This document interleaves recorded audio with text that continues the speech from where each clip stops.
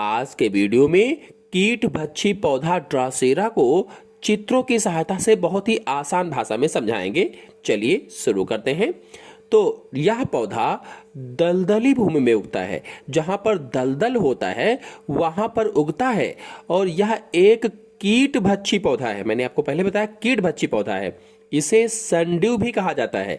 अब ड्रासेरा को संड्यू क्यों कहा जाता है अभी आपको बताएंगे। उसके पहले आपको बता दें कि ड्रासेरा के प्रत्येक पौधे में 6 से 8 मूलज पत्तियां होती हैं। कहने का मतलब यह है कि अगर एक ड्रासेरा पौधा को लिया जाए तो एक ड्रासेरा के पौधे में 6 से 8 पत्तियां पाई जाती हैं। कहा गया है कि मूलज पत्तियां होती हैं।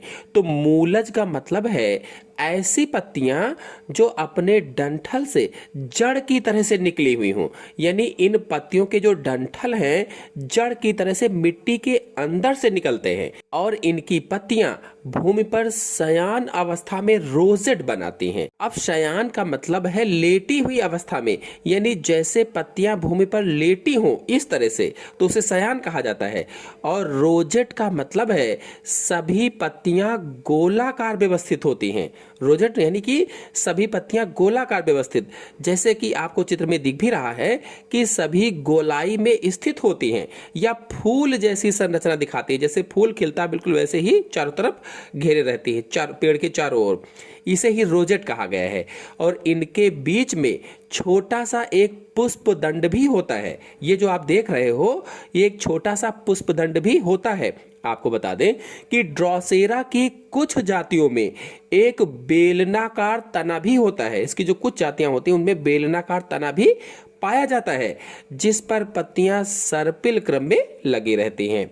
ड्रासेरा की प्रत्येक पत्ती में एक पर्णवृंत होता है, यानी हर एक पत्ती में एक पर्णवृंत होता है।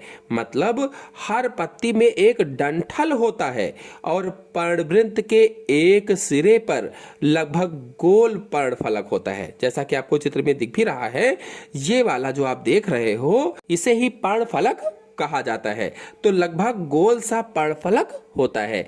जैसा कि आपको चित्र में दिख रहा है, प्रत्येक पर्णफलक पर अनेक रोम की तरह स्पर्शिकाएं होती हैं। स्पर्शिकाएं यानी टेंटिकल्स होते हैं, टेंटिकल्स, और ये लाल रंग की होती हैं। लाल रंग की लगभग में 200 तक होती हैं। इन टेंटिकल्स के सिरे पर ग्रंथियां एक चिपचिपा पाचक रस बनाती हैं। ये जो टेंटिकल्स होते हैं इनके सिरे पर बिल्कुल आगे की ओर जो ग्रंथियां होती हैं एक चिपचिपा पाचक रस बनाती हैं। यही रस पत्तियों पर ओस की बूंद की तरह से दिखाई देता है। जो पत्तियां होती हैं उन पर यही रस जैसे लगता है कि ओस की बूंद गिरी हो, ओस की बूंद की तरह से दिखाई देता है। और कब? सूर्य के प्रकाश में चमकता है। चमकता कब है? तो सूर्य के प्रकाश में। इसीलिए पौधे को सनड्यू भी कहा जाता है। सनड्यू यानी सन माने क्या हुआ? सूरज, सभी लोग जानते हैं, और ड्यू माने ओस, मतलब सूर्य के प्रकाश में चमकने वाली ओस की बूंदें।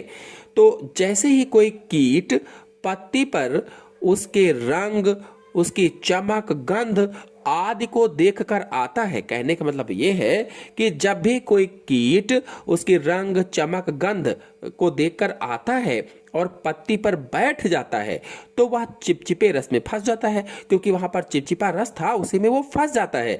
उसी समय उसके ऊपर स्पर्शिकाएं या टेंटिकल्स झुककर उसे फंसा लेती हैं। जैसे हमारी हथेली है, हथेली पर कोई कीट आकर बैठे और उंगलियों की सहायता से हम उसको दबा लें, बिल्कुल उसी तरह से जो स्पर्शिकाएं होती हैं वो झुककर उसे फंसा लेती हैं। बस फिर क्या, कीट शीघ्र ही अम्लीय रस के कारण मरकर पच जाता है। उसमें अम्लीय रस होता है, इसी काट जाता है और मरने के बाद पच जाता है और पत्ती के द्वारा ही अवशोषित हो जाता है और पत्ती उसे अवशोषित कर लेती है। इसके बाद स्पर्शिकाएं फिर से सीधी हो जाती है। जो स्पर्शिकाएं या टेंटिकल्स होते हैं वो फिर से सीधे हो जाते हैं। इस प्रकार से ड्रासेरा कीटों का भक्षण करता है और कीट भक्षी पौधा कहलाता है। आशा है आपको अच्छी तरह से समझ में आ गया होगा। समझ में आ गया हो तो वीडियो को लाइक और शेयर कीजिए। चैनल पर पहली बार आए हैं तो चैनल को सब्सक्राइब भी कर लीजिए। धन्यवाद।